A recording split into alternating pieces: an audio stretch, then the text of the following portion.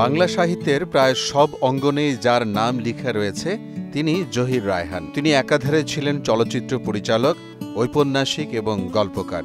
ছিলেন ভাষা আন্দোলনে একজন সক্রিয় কর্মী। এটি বাংলা সাহিত্যের গুণী এই মানুষটির একমাত্র ভাস্কর্য। দেশের আর কোথাও জহির রায়হানের কোনো ভাস্কর্য নেই, যেটি নওগাঁ জেলা শহরের মুক্তির মোড় জেলা পরিষদ পার্কের সামনে অবস্থিত। এটির নাম দেওয়া হয়েছে সময়ের প্রয়োজনে শহীদ বুদ্ধিজীবী জহির রায়হান ভাস্কর্য। 2018 সালের 17 নভেম্বর ভাস্কর্যটি নির্মাণ করেন ভাস্কর জাহিদ উদ্দিন মিল্টন। ফুটপাতে এ ভাস্কর্যটির সামনেই সাংস্কৃতিক আড্ডা, ছবি আঁকা, গল্প ও সাংস্কৃতিক সন্ধ্যার আয়োজন করা হয়। সুদবিহীন ব্যাংকিংয়ে আত্মশুদ্ধির পথ এনআরবিসি ব্যাংকের ইসলামিক ব্যাংকিং আল আমিন।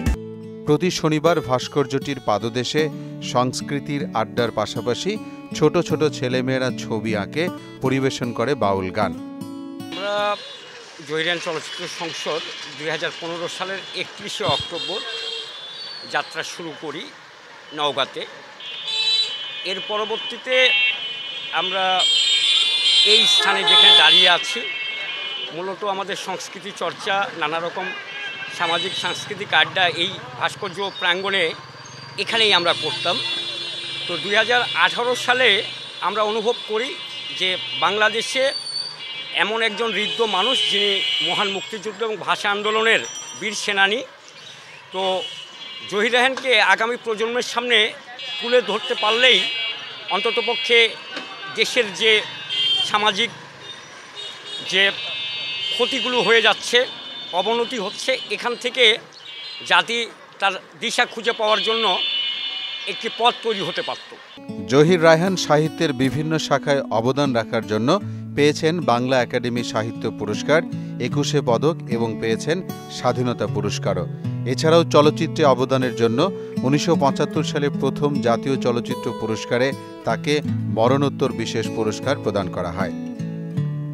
জহির রায়হান চলচ্চিত্র সংসদ নওগাঁ জেলা শাখার সাধারণ সম্পাদক জহির রায়হানকে নিয়ে নির্মিত এই ভাস্কর্য নিয়ে বললেন অনেক কথা। জানালেন বাংলাদেশে আর কোথাও জহির রায়হানের ভাস্কর্য নেই। ভাস্কর্য এটা নওগাঁতে প্রথম। তার আগে জহির রায়হান স্মৃতি সংসদ ছিল নওগাঁতে।